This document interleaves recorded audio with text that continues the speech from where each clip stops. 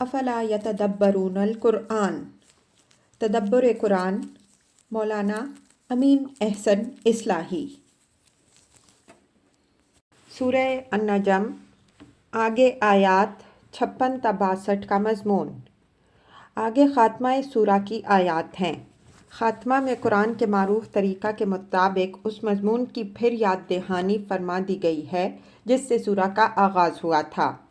یاد ہوگا کہ سورہ کا آغاز اس مضمون سے ہوا ہے کہ اس قرآن کو کاہنوں اور نجومیوں کے کلام کی قسم کی کوئی چیز خیال کر کے اس کے انذار کو ٹالنے کی کوشش نہ کرو، بلکہ یہ وحی الہی اور کلام ربانی ہے۔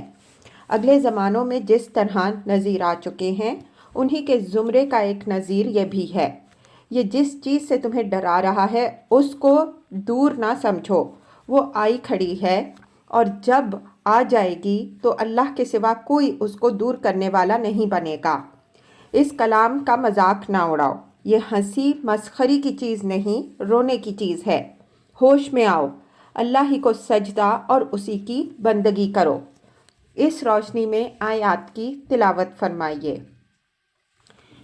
اعوذ باللہ من الشیطان الرجیم، بسم اللہ الرحمن الرحیم۔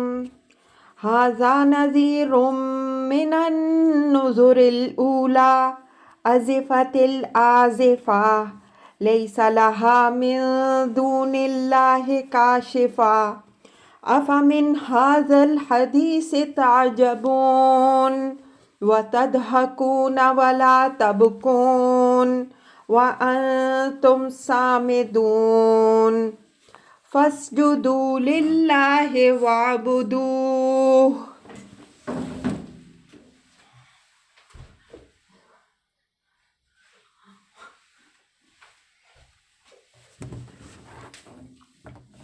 ترجمہ: یہ اگلے نذیروں ہی کے زمرے کا ایک نذیر ہے۔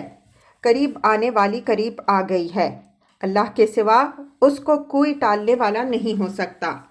تو کیا تم اس کلام پر متعجب ہوتے ہو اور ہنستے ہو، روتے نہیں، اور تم مدہوش پڑے ہو؟ ہوش میں آؤ، اللہ ہی کو سجدہ اور اسی کی بندگی کرو۔ الفاظ کی تحقیق اور آیات کی وضاحت۔ ھذا نذیر من النذر الاولی، ھذا سے اشارہ قرآن مجید کی طرف ہے۔ چونکہ بحث کا آغاز قرآن ہی سے ہوا تھا، اس وجہ سے مشار الیہ کے ذکر کے بغیر بے تکلف آخر میں اس کی طرف اشارہ کر دیا، جس سے تمہید اور خاتمہ کا ربط بھی واضح ہو گیا۔ اگر کوئی اس سے نبی صلی اللہ علیہ وآلہ وسلم کو مراد لے تو بھی کوئی فرق واقع نہیں ہوگا، اس لیے کہ پیغمبر اور اس کی دعوت دو الگ الگ چیزیں نہیں ہوتیں۔ قرآن مجید میں بعض جگہ ذکر رسولہ کے الفاظ آئے ہیں۔ ظاہر ہے کہ ذکر سے مراد قرآن ہے اور رسول سے مراد نبی صلی اللہ علیہ وآلہ وسلم ہے، لیکن اسلوب بیان ایسا اختیار فرمایا گیا ہے کہ نبی اور قرآن دونوں ایک ہی چیز کی حیثیت سے سامنے آتے ہیں۔ نذر کی تحقیق اس کے محل میں گزر چکی ہے۔ یہاں یہ نذیر کی جمع ہے۔ اس سے مراد پچھلے انبیاء اور پچھلے صحائف سب ہیں، اور مقصود کلام تنبیہ ہے کہ اس کلام کو ہنسی مسخری کی چیز نہ سمجھو۔ یہ اسی طرح کا انذار ہے جس طرح کا انذار پچھلی قوموں کو کیا گیا۔ اگر تم نے اس کا مذاق اڑایا تو یاد رکھو کہ اس کا انجام تمہارے آگے بھی اسی شکل میں آئے گا جس شکل میں پچھلی قوموں کے سامنے آ چکا ہے۔ ازفت الآزفہ، لیس لہا من دون اللہ کاشفہ۔ ازفہ کے معنی ہے قریب آنے والی۔ مراد اس سے عذاب کی وہ گھڑی ہے جس سے قرآن لوگوں کو ڈرا رہا تھا۔ مطلب یہ ہے کہ پیغمبر جس عذاب سے تمہیں آگاہ کر رہا ہے اس کو بہت دور نہ سمجھو، اب وہ تمہارے سروں پر منڈلا ہی رہا ہے۔ ہم اس سنت الہی کی طرف بار بار اشارہ کر چکے ہیں کہ جب کسی قوم کے انذار کے لیے اللہ تعالیٰ کا رسول آ جاتا ہے تو پھر اس کو اتنی ہی مہلت ملتی ہے جتنی اتمام حجت کے لیے ضرورت ہوتی ہے۔ اس مہلت کے گزرتے ہی وہ قوم تباہ کر دی جاتی ہے اگر رسول کی تکذیب پر وہ اڑی جاتی ہے۔ یہ عذاب اس قوم کے لیے قیامت کے عذاب کا دیباچہ ہوتا ہے۔ اس وجہ سے یہ اسلوب بیان رسول کی زبان سے ایک حقیقت نفس الامری کا بیان ہوتا ہے، اس میں ذرا بھی مبالغہ کا شائبہ نہیں ہوتا۔ لیس لہا من دون اللہ کاشفہ، یعنی اس گھمنڈ میں نہ رہو کہ یہ گھڑی آئی تو تمہاری دیویاں لات منات عزا اور تمہارے دوسرے دیوی دیوتا تمہارے کچھ کام آنے والے بنیں گے اور اس کی پکڑ سے تمہیں بچا لیں گے۔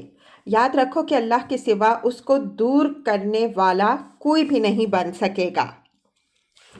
افمن ھذا الحدیث تعجبون وتضحکون ولا تبکون، ان کے حال پر اظہار تعجب ہے کہ جو کتاب تمہیں اتنے بڑے عذاب کے قرب کی خبر دے رہی ہے، تم اس کے انذار پر تعجب کر رہے ہو کہ بھلا تم پر عذاب کدھر سے اور کیوں آ جائے گا۔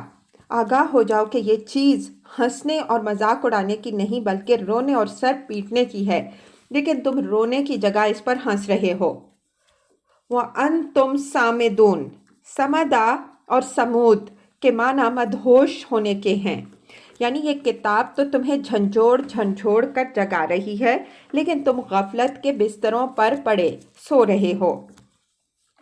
فَاسْجُدُوا لِلَّهِ وَاعْبُدُوهُ، یعنی خیریت چاہتے ہو تو جاگو اور دوسرے دیویوں دیوتاؤں کو چھوڑ کر اپنے رب ہی کو سجدہ اور اسی کی بندگی کرو، اس کے سوا کوئی اور اس آفت سے نجات دینے والا نہیں بنے گا۔